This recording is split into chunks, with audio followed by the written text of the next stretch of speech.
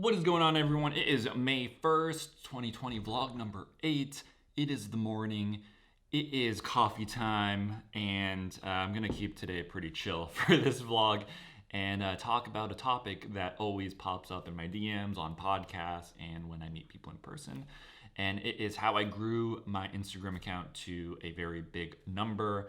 I'm no expert at this topic. I think I've just been living it. So I will go through some of the tips and things I've done to help grow my account.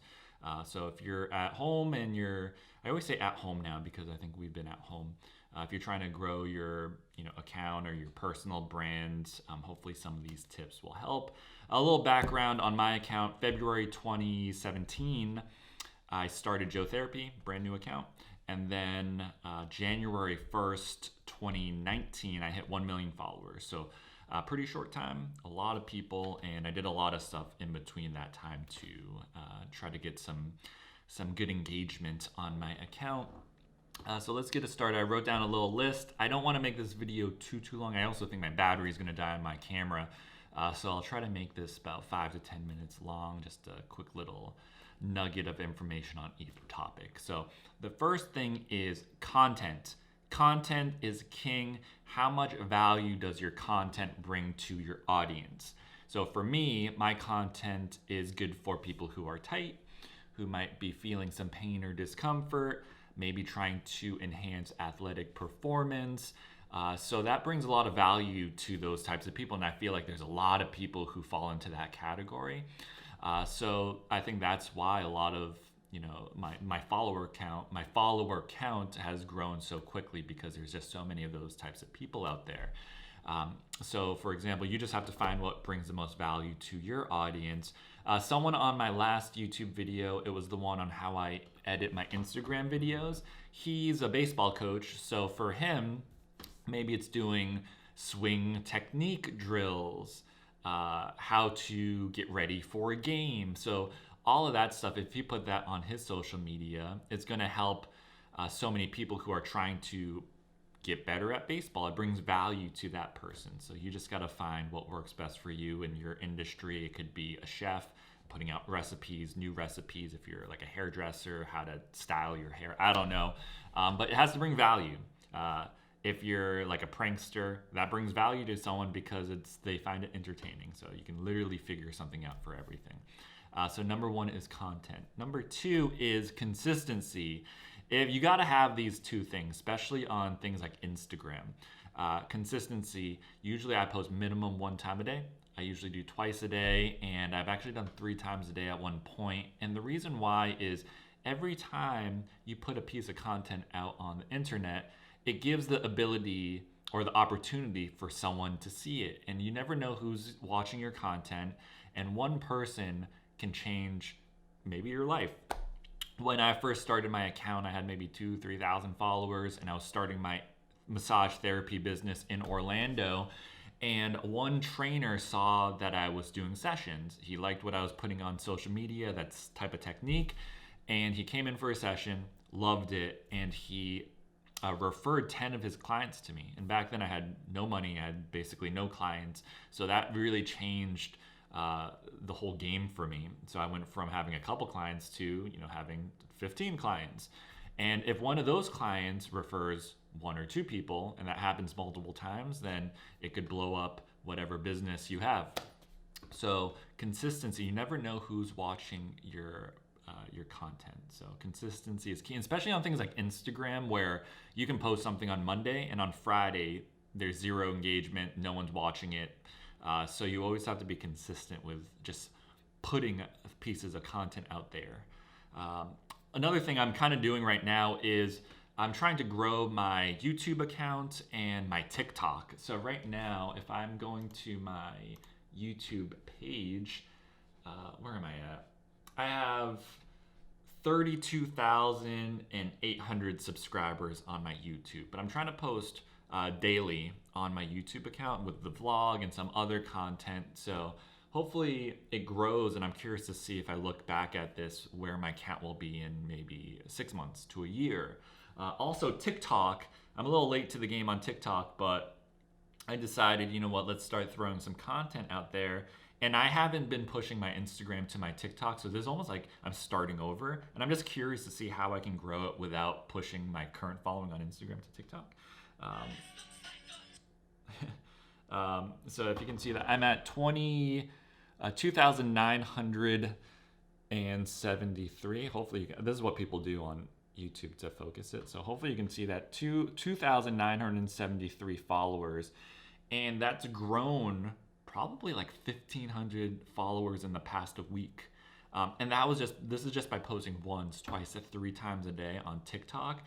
So again, I'm going to try to keep it daily on that one too, and see where it goes in a couple months. So consistency. So already doing this already with my other channels and seeing growth. Pretty cool. Yeah, 268 new subscribers on YouTube this week, which is awesome. So consistency.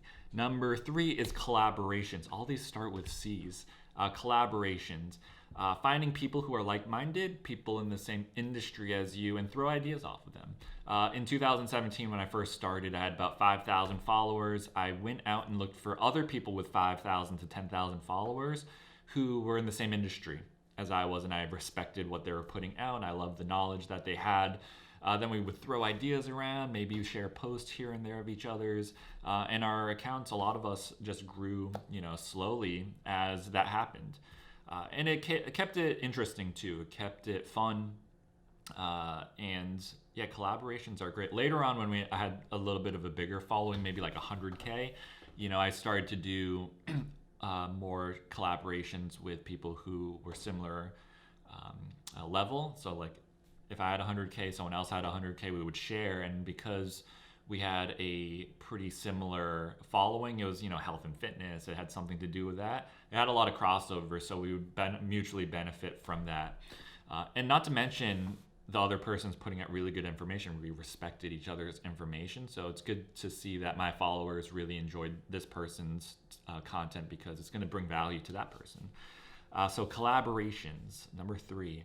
Podcasts. I didn't realize how big of a deal podcasts were until I came out with my book. So when I was doing marketing for my book, I had to do a lot of podcasts, and podcasts are great, especially if someone has a decent following on their podcast, because those people are very invested in that person, because they're going to sit down and listen, or drive and listen to a full hour podcast of someone.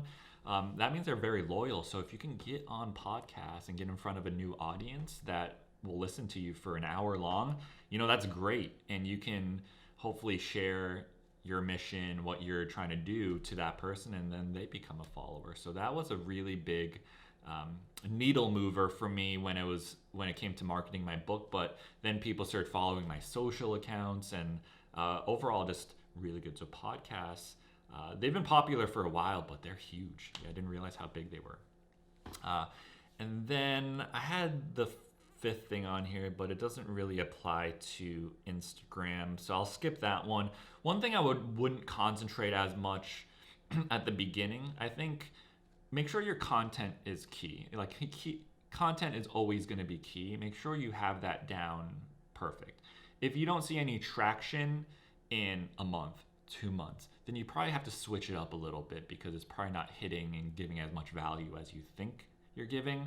The other thing is things like hashtags and times to post, I think those are overblown sometimes. I think there's too much emphasis on that. So a lot of people ask me about, when's the best time to post? Like, what hashtags are you using? Very, things that I don't think are as important. Of course, if you're in the US, don't post at like 3 in the morning. But if you post from like 7 a.m., 9 a.m., noon, I don't think it's going to make that big of an impact. And same with hashtags. I think people have subpar content, and all they concentrate is like, what's the magic hashtag? And I'm like, well, your content is garbage. Concentrate on that first, and then use hashtags just because it's probably not going to hurt you anyways. I think that's going to be it for today's vlog. If you have any questions about the social stuff, doing a vlog a day, at least for 30 days. So, throw it in the comments. I can talk about it on another chill day. But that's good. Keep it going. Like, social is amazing. It's changed my life for the better. It's helped me you know, make a career out of something that I actually enjoy and not be a slave to something I do not enjoy. And then always give back too. All right. If you become successful in something, always try to give back. So hopefully you guys learned something in this video, and I will catch you guys tomorrow. Have a great day.